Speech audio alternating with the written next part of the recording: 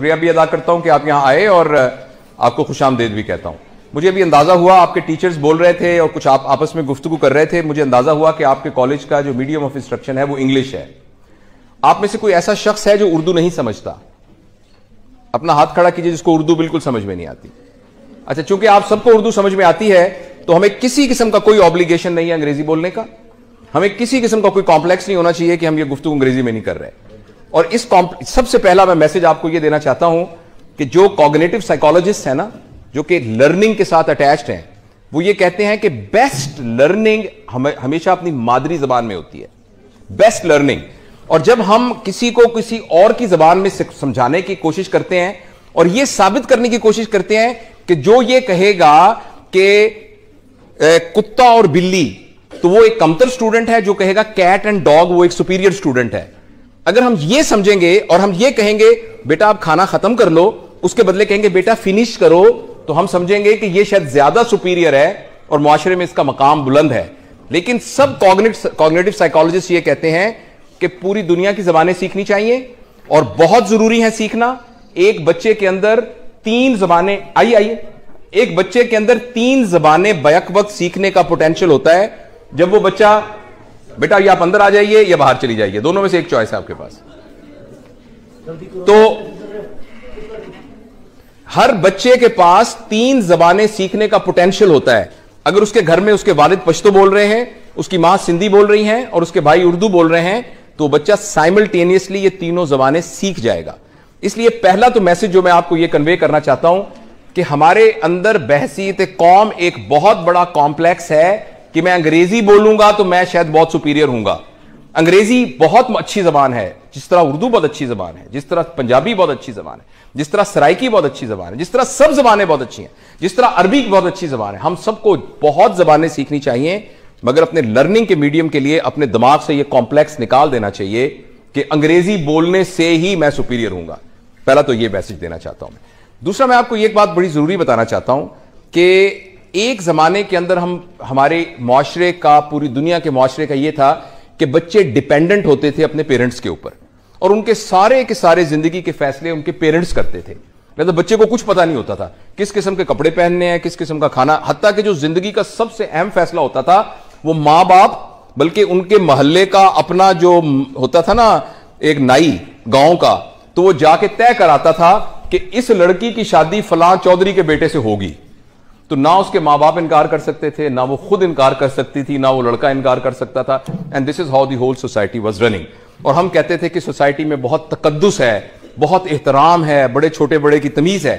लेकिन जैसे जैसे इंसानी शऊर ने तरक्की की है, तो इंसानी शऊर ने यह सीखा है कि एक इंसान का सबसे बड़ा जो वर्चू है, जो इंसानियत का सबसे बड़ा कमाल है, वो उसका आजाद होना है। कि अल्लाह ताला ने हर इंसान को आजाद पैदा किया है, वो अपने बारे में खुद फैसला कर सकता है और अपने बारे में डिसाइड कर सकता है। हां, उसको किसी ना किसी एथिक्स के अंदर, किसी ना किसी मोरालिटी के अंदर और किसी ना किसी लॉ के अंदर रहकर अपनी इस चीज को एक्सरसाइज कर रहा है। बस आप ये कहें कि मेरी मर्जी है, जो मर्जी करूं, मैं छत से नीचे छलांग लगा दूंगी, तो ये नॉर्म्स के मुताबिक नहीं है। आप कोई ये कहे कि मैं इस किस्म का लिबास पहनूंगा जो कि उस सोसाइटी के नॉर्म के मुताबिक नहीं है, तो ये उसकी आजादी नहीं है बेसिकली, क्योंकि वो एक उस एथिक्स, मोरालिटी और उस लॉ को वायलेट कर रहा है। अच्छा, इसलिए ये बड़ा जरूरी है कि आप जैसी उम्र में, बल्कि आपसे भी 5 साल पहले की उम्र में, हम आइंदा क्या जिंदगी गुजारने जा रहे हैं, इसके बारे में हमारे अंदर एक बड़ा क्लियर कॉन्सेप्ट हो। हमें अपने अगले लम्हे का भी नहीं पता कि हमें अगले लम्हे क्या बीतेगा। अल्लाह ना करे इसी वक्त ये छत गिर सकती है और हम सारे के सारे इसके नीचे दब सकते हैं। अभी एक जलजला आ सकता है और ये जमीन फट सकती है और हम उसके नीचे गिर सकते हैं। अभी कुछ भी हो सकता है। लेकिन इंसानी शऊर इस बात का तकाजा करता है कि हम इंसानी शऊर को इस्तेमाल करते हुए अपने फ्यूचर के बारे में, मैंने कैसे जिंदगी गुजारनी है, उसके बारे में प्लान करें। मैं आपसे ये नहीं पूछता आप में से कितने लोग डॉक्टर बनेंगे, मैं आपसे ये नहीं पूछता कितने लोग इंजीनियर बनना चाहते हैं, कितने लोग अकाउंटिंग्स में जाना चाहते हैं, कितने लोग फाइन आर्ट्स में जाना चाहते हैं। मैं आपसे ये बिल्कुल नहीं पूछ रहा, क्योंकि मैं आपको ऑनेस्टली बताऊं, इससे कोई फर्क नहीं पड़ता। इससे बिल्कुल कोई फर्क नहीं पड़ता कि आप इंजीनियर हैं, आप डॉक्टर हैं, आप साइंटिस्ट हैं। हां, फर्क इससे पड़ता है कि जो काम आप कर रहे हैं वो किस क्वालिटी का काम कर रहे हैं। Life is like a stage drama. उस स्टेज के ऊपर एक बादशाह बना हुआ है, एक वजीर बना हुआ है, एक चपड़ासी बना हुआ है, एक गुलाम बना हुआ है, एक ऐसा शख्स बना है जिसको सजाए मौत होने वाली है। ये सारे एक्टिंग कर रहे हैं, लेकिन जब ड्रामा खत्म होगा इस बात से कोई फर्क नहीं पड़ेगा कि कौन बादशाह था, कौन वजीर था, कौन फकीर था, कौन गुलाम था। फर्क इस बात से पड़ा था किसने कितनी अच्छी एक्टिंग की। हो सकता है इस पूरे ड्रामे में सबसे ज्यादा मुआवजा उस फकीर को मिले जिसको कि सजाए मौत मिलने वाली है, क्योंकि उसने अपने किरदार को जबरदस्त तरीके से निभाया। तो एक तो आप अपने मैं अपनी अब तजुर्बे से जिंदगी का जो है, जो कि एक मेरी अपनी परसेप्शन है, जरूरी नहीं कि वो हतमी राय हो, एक तो अपने दिमाग से ये बात बिल्कुल अभी से निकाल दीजिए कि आपकी क्वांटिटी पर डिपेंड करेगा आपकी जिंदगी की हैप्पीनेस। वो क्वालिटी पे डिपेंड करेगा, क्वांटिटी पे डिपेंड नहीं करेगा। आपकी गाड़ी का साइज कितना है इससे आपकी हैप्पीनेस का कोई ताल्लुक नहीं है। आपके कितने मुरब्बे होंगे, कितनी जमीनें होंगी, इसका इससे कोई ताल्लुक नहीं। आप अमेरिका में रहती हैं, आप यहां चीचों की मलिया में रहती हैं, इसका इसके साथ कतन कोई ताल्लुक नहीं है। इसका ताल्लुक यह है कि आप यहां से कितने खुश हैं, अंदर से आप कितने मुतमईन हैं, आपको कितनी खुशी है, आपने अपने काम को कितना एंजॉय किया है। तो अगले 5, आप में से कोई बोर तो नहीं हो रहा? आपके अगले 5-10 मिनट में मैं आपको सिर्फ कुछ गाइडलाइन दे सकता हूं। आप में से किसी को भी कोई बात नहीं sir, it's all right sir, मैं किसी को भी कोई हतमी राय नहीं दे सकता। बेटी क्या नाम है आपका? कि मरवा तुम कल से ये करना, नो वन कैन से। कोई बंदा किसी को कुछ नहीं कर सकता। हां, जो बड़े होते हैं, जो टीचर्स होते हैं, जो मेंटर्स होते हैं, वो साइन पोस्ट होते हैं, वो ये कर सकते हैं, ये सही रास्ता है, ये गलत रास्ता है। It depends upon Marwa and no one can force her, no one can force her to move on this direction और in direction. There is only one person which can move Marwa to move it, and that is Marwa herself. And this is not about Marwa, this is about you and this is about me. उसके लिए मैं आपसे सिर्फ ये पूछना चाहता हूं, अब आप में से जितने लोग हैं उनमें से कितने लोग ऐसे हैं, और ऑनेस्ट रहिएगा, इसको एक मजाक मत समझिएगा, this is a serious activity. अपने दिल में झांक के सीरियसली पूछिए अपने आप से, आप में से कितने लोगों को पता है कि उनका ऑब्जेक्टिव ऑफ लाइफ क्या है? मैं 15 नहीं, आपसे बात आवाज तो आनी नहीं चाहिए, क्योंकि बात तो आप अपने आप से कर रहे हैं, किसी से तो कर ही नहीं रहे। आप अपने आप से बात करके अगले 10 सेकंड में खामोश रहूंगा, और यह साबित करने के लिए कि आपने अपने आप से बात की है या नहीं, उसका सबूत होगा कि हॉल में बिल्कुल खामोशी होगी। क्योंकि अगर खामोशी नहीं होगी इसका मतलब आप किसी और से बात कर रहे हैं। अगर आप किसी और से बात कर रहे हैं तो आपको गलत जवाब मिलेगा। तो for next 15 seconds I will not be talking. आप अपने आप से दिल में झांक के पूछें, क्या आपको पता है कि आपकी जिंदगी का ऑब्जेक्टिव क्या है?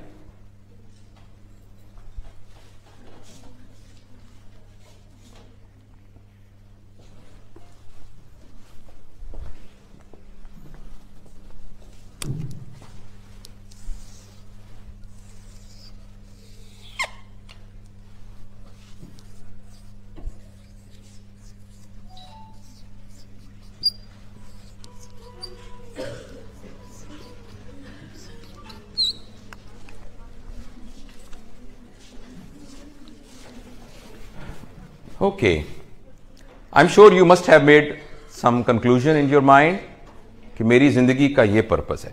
और ये भी हो सकता है कि आपके जहन में वाकई ना आया हो कि आपकी जिंदगी का क्या पर्पस है। It is quite possible. तो कोई बात नहीं, देयर इज नो शेम। बाजुकत नहीं पता चलता, बंदा कहता है जो सोच के बता दूंगा। लेकिन ये एक बड़ा रियल क्वेश्चन है जो आपको अपने आप से पूछना है कि मेरी जिंदगी का आखिर पर्पस क्या है। अच्छा, मैं आपको मजबूर नहीं करता। आप जब हम ये ट्रेनिंग करते हैं तो हम लोगों को कहते हैं कि आप एक कागज पे लिखें, और लिख के हम उसको, क्योंकि आपकी एक प्राइवेसी भी तो है ना। हो सकता है आपका जिंदगी का ये मकसद हो कि मैंने स्टेट बैंक को लूटना है, तो अगर पता लग जाएगा तो पुलिस आपको पकड़ के ले जाएगी। तो इसलिए हम ये सारे आपके पर्पस को डिस्क्लोज नहीं करेंगे। लेकिन आप में से कोई वॉलंटियर है जो खड़ा होकर ये कैसे बता सके कि मेरा ये पर्पस है? Any volunteer? यस बेटा, you want to become a writer, this is the purpose of your life. Okay fine, thank you. अच्छा, असल में मैं बेटा बताऊं, इसको हम पर्पस नहीं कह सकते, ये तो एक रास्ता है। ये एक रास्ता है। एक आदमी कहता है मैं एक कुम्हार बनना चाहता हूं, मैं घड़े बनाया करूंगा। एक बंदा कहता है मैं राइटर हूं, मैं नॉवेल लिखा करूंगा। तो पर्पस तो कुछ ना हुआ, ये तो एक रास्ता है। पर्पस क्या है राइटर बनने का? मेरा पॉइंट समझ रही है? कोई और वॉलंटियर अपना जिंदगी का पर्पस बता सकता है? जी बेटा।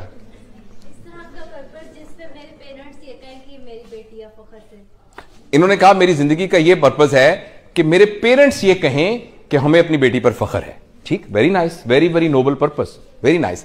अच्छा, थैंक यू। आप में से कितने लोग एक तो ऑनेस्ट रहना है हमें, जाहिर है मैं, हो सकता है हमारी फिर जिंदगी में मुलाकात ही ना हो सकता है हो आप कोई डॉक्टर बन के इधर आ जाएं, इसलिए आप में से शाई ना फील करें। ऑनेस्टली बताइए कितने लोगों को वाकई नहीं पता कि उनकी जिंदगी का पर्पस क्या है? Please raise your hands.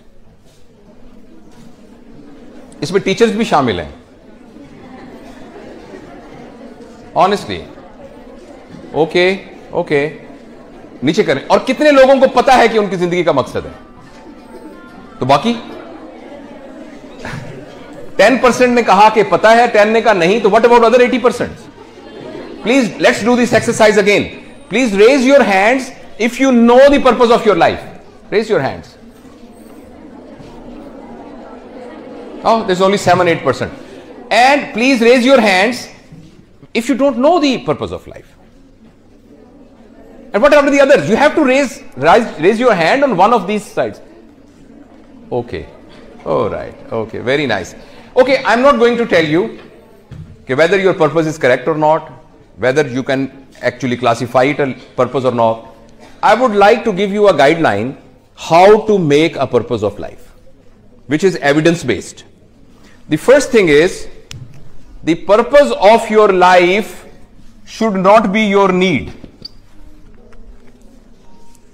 आपको ये बात समझ आई है? Yes. मैं ये चाहता हूं कि मेरा दो कनाल में घर हो.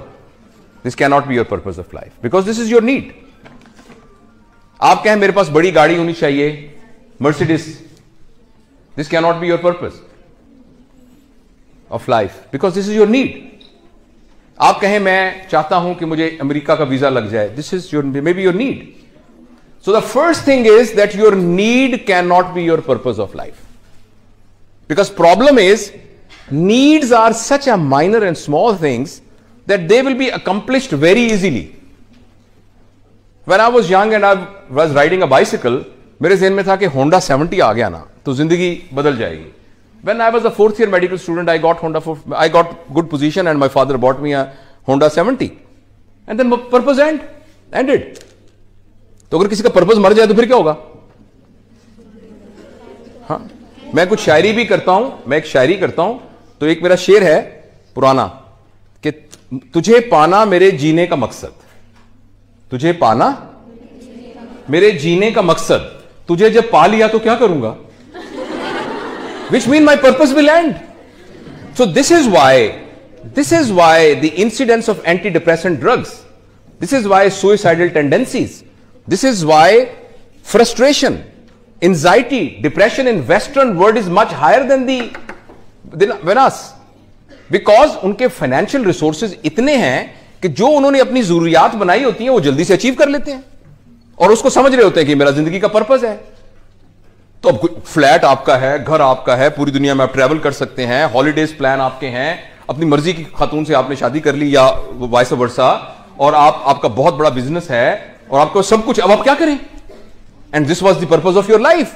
When purpose is achieved, you only get depression, you only get anxiety, you get frustration. तो याद रखिए, आप में से जिन लोगों ने हाथ खड़ा करके कहा था मुझे अपनी जिंदगी के पर्पस का पता है, तो प्लीज ये याद रखिएगा कि अगर वो पर्पस आपकी नीड है तो बहुत जल्दी आप डिप्रेशन के मरीज बनने वाले हैं. Number 2, your purpose should not be time bound, should not be time bound. क्योंकि जब वो टाइम पूरा हो जाएगा, आज से 5 साल के बाद कम से कम मैं डॉक्टर बन के बीवीएच हॉस्पिटल में काम कर रहा हूंगा, आज से 7 साल बाद कम से कम मेरे पास ये होगा. If it is time bound तो टाइम तो आ जाएगा, फिर क्या करेंगे? फिर you have only one choice, वो ये कि आप फौत हो जाएं.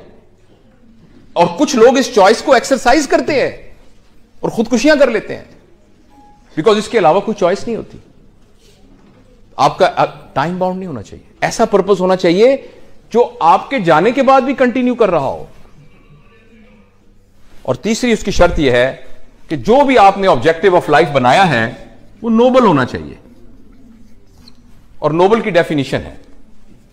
अनफॉर्चुनेटली हम चैरिटी और नोबेलिटी को आपस में इंटरमिक्स कर देते हैं कि हमारे घर में जो आया काम करती है ना, तो जितने हमारे कपड़े पुराने हो जाते हैं हम उस आया को दे देते हैं, हम समझते हैं कि ये नोबेलिटी है। It's not nobility. हाँ जी, हम जो है ना, हम जो खाना हमारा बचता है ना फ्रिज वाला, वो हम हमारी जो घर आया काम करती है उसको दे देते हैं, मैं ड्राइवर को दे।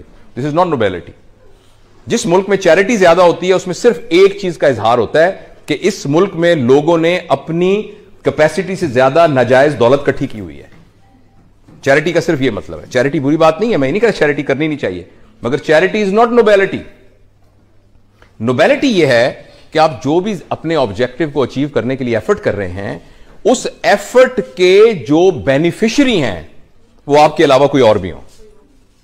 आप राइटर बनना चाह रही हैं ना, तो इस राइटर बनने के जो बेनिफिशियरी हैं वो आप, आपके पेरेंट्स और आपके सबलिंग्स और आपके स्पाउस और आपके जो हैं जो ऑफस्प्रिंग्स, उनके अलावा भी इसका कोई ना कोई बेनिफिशियरी होना चाहिए। इसका नाम नोबेलिटी है। सुबह से लेकर शाम तक हम जो काम करते हैं उस काम, आइए इधर से, जो भी काम हम करते हैं अपने पर्पस को अचीव करने के लिए, उसका बेनिफिशियरी हमारे अलावा भी कोई होना चाहिए। उसका बेनिफिशियरी हमारे। अब आप अपने पर्पस को दोबारा 10 सेकंड में रिवाइज कीजिए। अगर तो वो आपकी नीड है, आपको रिवाइज करना पड़ेगा, और अगर वो टाइम बाउंड है, आप उसको रिवाइज करना पड़ेगा। और अगर आप जब उस पर्पस अचीव कर लेंगे तो उसके नतीजे में बस आपकी अपनी जिंदगी कंफर्टेबल हो जाएगी, ये भी पर्पस ठीक नहीं है। तो ये 3 गाइडलाइंस हैं। We trust our children, we trust our new generation, we trust our. जी आप क्या पूछना चाह रही हैं? It's a good purpose. We will happy to become a doctor, to serve others, to serve other people. It's a good purpose. It's a good purpose. It's a good purpose. It's a good purpose. देखिए, मैं आपको ये बिल्कुल guide नहीं कर रहा कि आप क्या बने। जो भी आप बनना चाह रही हैं उसके अंदर ये 3 इंग्रेडिएंट्स होने चाहिए। For example, if someone wants to become a doctor because he thinks कि उसके घर के अंदर कोई माली हालात बहुत खराब है, उसके अब्बा जी एक क्लर्क बने हुए थे, क्लर्क थे और उनके पास कुछ नहीं था, तो मैं डॉक्टर बनूंगा, मेरी 3 छोटी बहनें हैं, मेरा एक भाई है, मैंने उनको पढ़ाना है, तो मैं डॉक्टर बनना चाहता हूं। आप बताइए इसमें क्या शर्म की बात है? नहीं शर्म की बात ना। फिर वो ये कहता है कि जब उसके मैं उससे पैसे कमाऊंगा, मैं मेहनत करूंगा, मैं लोगों का सही सही इलाज करूंगा, और उनका इलाज करने के बाद जो मेरे पास पैसे होंगे उनसे मैं अपनी बहनों की शादियां करूंगा, अपने भाई को यूनिवर्सिटी में पढ़ाऊंगा, मैं अपनी अम्मी को हज करवाऊंगा, मैं अपने वालिद साहब का ख्याल रखूंगा। इसमें कोई हर्ज है? लेकिन ये जो ऑब्जेक्टिविटी ऑफ लाइफ के अंदर ये बहुत नीचे प्लेस कर रहा है। यही तीनों काम एक आदमी कहता है कि यार मैं इसलिए डॉक्टर बनना चाह रहा हूं कि मुझे अल्लाह ताला ने एक सलाहियत दी है, इस सलाहियत को मैं इस्तेमाल करके आइडेंटिफाई करूंगा उन लोगों को जिनको मेरी मदद की जरूरत है, और जब मैं उनकी मदद करूंगा तो लोगों के दुख दूर होंगे और मैं एक सेहतमंद मुआशरा तश्कील दूंगा। जो बंदा ये कर रहा होगा, क्या ख्याल उसको तनख्वाह नहीं मिल रही होगी? आपके ख्याल में जो फीस दे रहा होगा, फीस नहीं मिल रही होगी? उसको मिल रही होगी। वो अपने क्या आपके ख्याल में वो अमीर आदमी नहीं होगा? वो अमीर आदमी होगा। आप ख्याल में उसके पास गाड़ी नहीं होगी? उसके पास होगी गाड़ी। क्या वो अपनी बहनों की शादियां नहीं कर सकेगा? कर सकेगा। तो दोनों के दोनों काम एक ही करेंगे, लेकिन पहला वाला पर्पस ऑफ लाइफ पे बहुत नीचे प्लेस होगा, दूसरा वाला यहां प्लेस होगा। यही बात मैं आपको समझाने की कोशिश कर रहा हूं। इस बात से कोई फर्क नहीं पड़ता। फर्क इस बात से पड़ता है कि आपके अंदर इंटेंशंस कितनी है। और इससे कतन यह मतलब नहीं है कि पैसे कमाने की कोशिश करना, अमीर बनना, यह बुरी बात है। Not at all. अल्लाह ताला ने कुरान पाक में पैसे को खैर कहा है। खैर इसलिए कि जब आपके पास खैर होती है तो आपके पास स्पेंड करने का पोटेंशियल भी बहुत ज्यादा है। एक आपको सड़क पे भूखा आदमी नजर आ रहा है, आपको उसको पैसे नहीं है। अगर पैसे होते तो आप उसको खिला सकते थे ना। लेकिन ये पर्पस में बहुत लो है। जो आप कह रही हैं वो यही है कि when you are thinking here, then rest of the things are going to come automatically.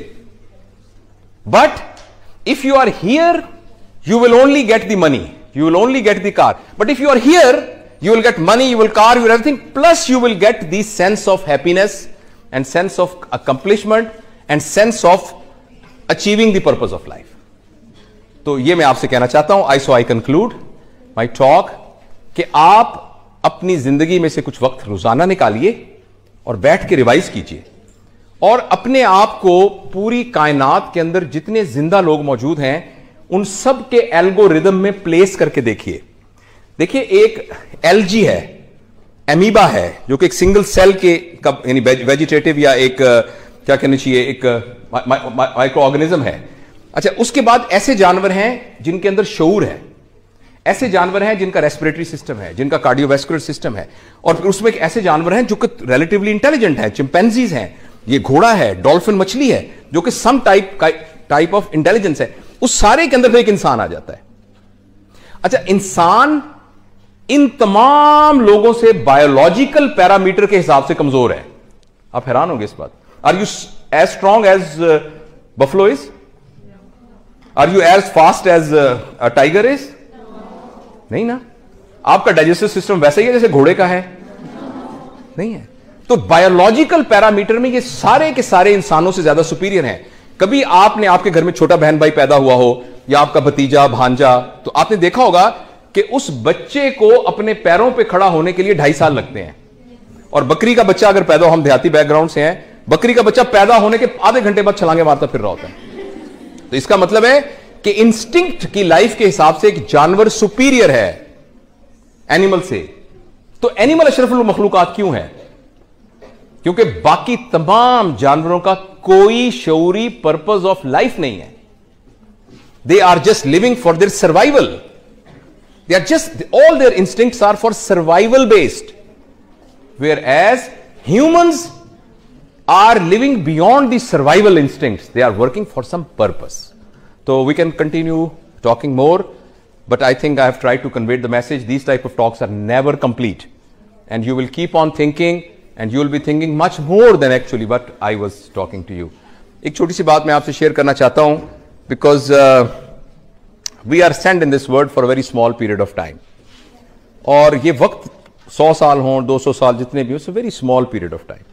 I'm 58 years of age, but I very well remember when I was cuddling with my mom and when I was in nappies. I just remember that time very precisely.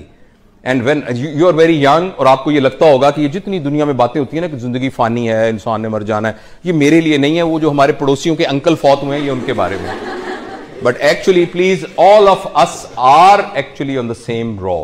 But I don't want to kind of depress you, but I want to just encourage you, say that whatever time we have, quantity wise, we really don't know how much we have, but quality wise, we can make it fantastic, and we must think about it.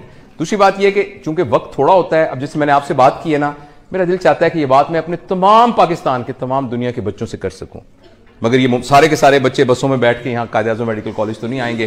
तो I take an opportunity that I have made a YouTube channel, and that channel के through मैं इस तरह की तमाम चीजें होती हैं, हम उसको पूरी दुनिया में फैलाने की कोशिश करते हैं, with the same intention that they match with our purpose of life, not for any other thing other than really getting a sense that we achieve our purpose of life. So I will also request you that name of that channel is SURGEON, one word, it's a one word, Surgeon Javed One. It's a one word. And name of the channel is From Knowledge to Knowing. Because we can get knowledge from books, from lectures, but knowing we develop. And we don't live our life on the basis of knowledge. We live our life on the basis of knowing we have. So if you go to YouTube, you just write this thing and the channel will come and you subscribe it. And there are a lot of talks like this on this channel. And वो मेरा अपना सबक है जो मैं उसके जरिए से दोहराता हूं, क्योंकि जो बातें मैंने आपको कही हैं वो मेरी भी जरूरत है। If you have any question, you are most welcome. We have got about 5 minutes and I can entertain 3-4 questions.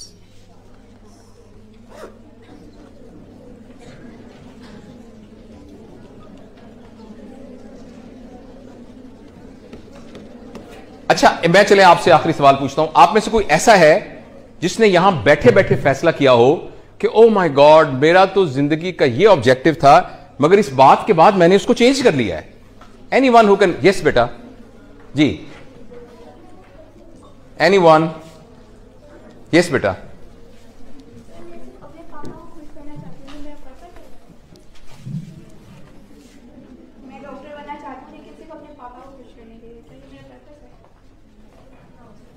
आप बताएं, आपका पर्पस है, मुझे क्या पता आपके पर्पस का।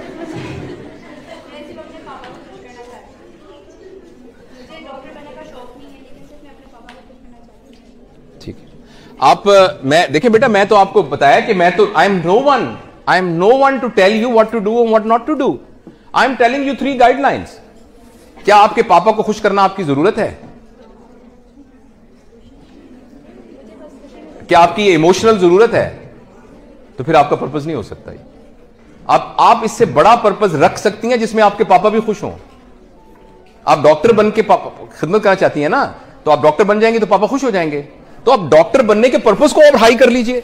आप कहें कि इस इलाके के अंदर कैंसर ब्रेस्ट का इलाज नहीं है, औरतें बेचारी कैंसर ब्रेस्ट से मर रही हैं, तो मैं एक खातून हूं, हमारी सोसाइटी के अंदर खवातीन ज्यादा खवातीन का इलाज कर सकती हैं।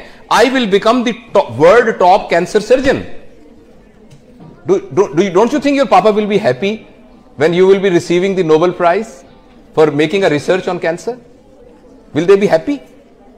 या आपके फादर इस वजह से हैप्पी होंगे कि मेरी बेटी का अपना तो दिल नहीं चाहता था, वो तो डॉक्टर नहीं बनना चाहती है, लेकिन इतनी अच्छी बेटी है, मेरी खातिर डॉक्टर बन गई। तो you can achieve your purpose of pleasing your father by raising the objective of your purpose to that. आपके हमारे यहां छोटे बच्चे जो है माल नरिशमेंट की वजह से मर जाते हैं, तो मैं माल नरिशमेंट का इलाज निकालूंगी, तो आपके ख्याल में इसमें आपके पापा खुश नहीं होंगे? तो you can always get your need bye raising the purpose of your objective of life, right? लेकिन मेरे सवाल का जवाब नहीं आया। आप में से कौन ऐसा है जिसने अपना, पता नहीं इसने आपने चेंज कर लिया पर्पस अपना? किन लोगों ने ये सोचा था कि मेरी पर्पस ऑफ लाइफ ये है, मगर आज से ये है?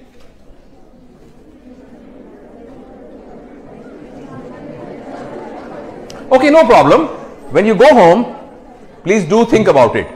And I will try that I'll upload this video today on this channel. So perhaps you will be able to see yourself and spot yourself. Thank you very much.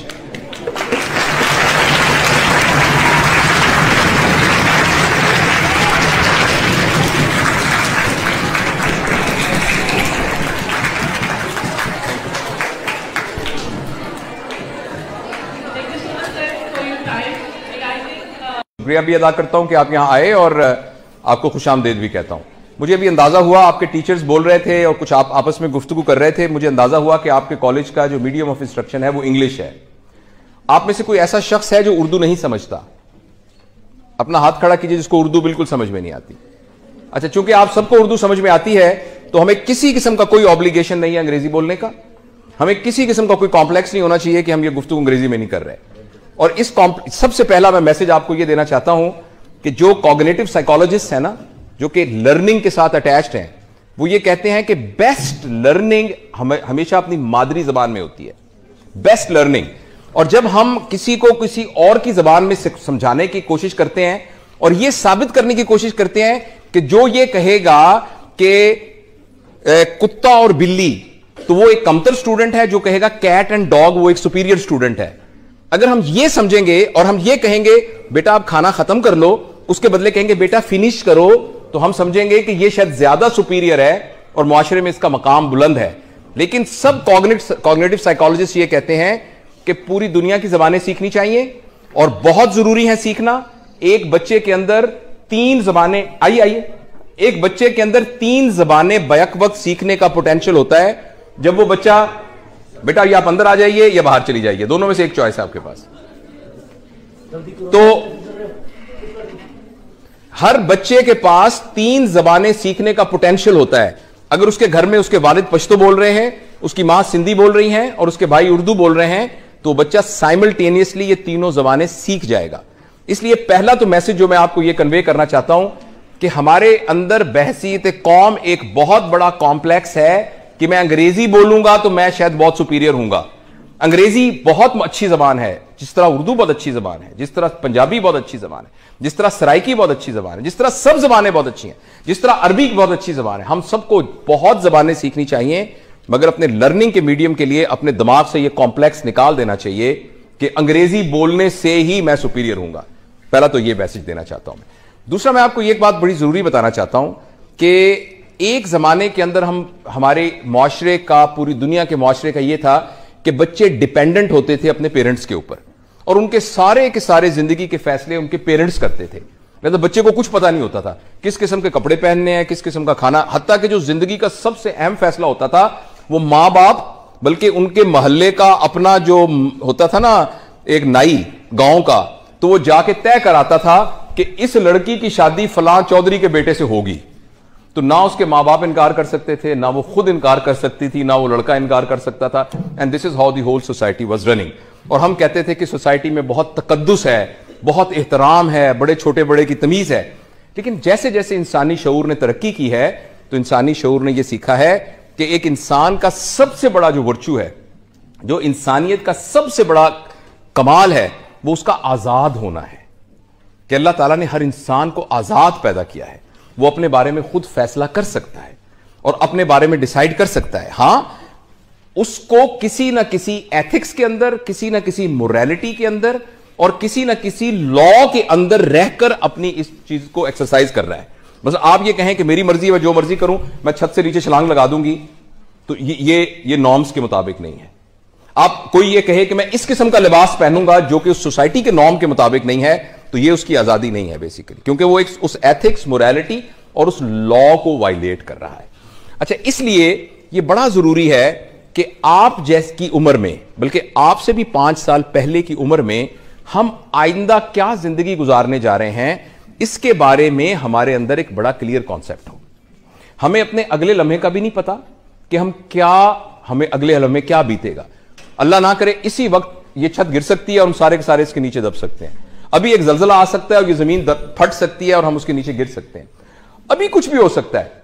लेकिन इंसानी शऊर इस बात का तकाजा करता है कि हम इंसानी शऊर को इस्तेमाल करते हुए अपने फ्यूचर के बारे में, मैंने कैसे जिंदगी गुजारनी है, उसके बारे में प्लान करें। मैं आपसे ये नहीं पूछता आप में से कितने लोग डॉक्टर बनेंगे, मैं आपसे ये नहीं पूछता कितने लोग इंजीनियर बनना चाहते हैं, कितने लोग अकाउंटिंग्स में जाना चाहते हैं, कितने लोग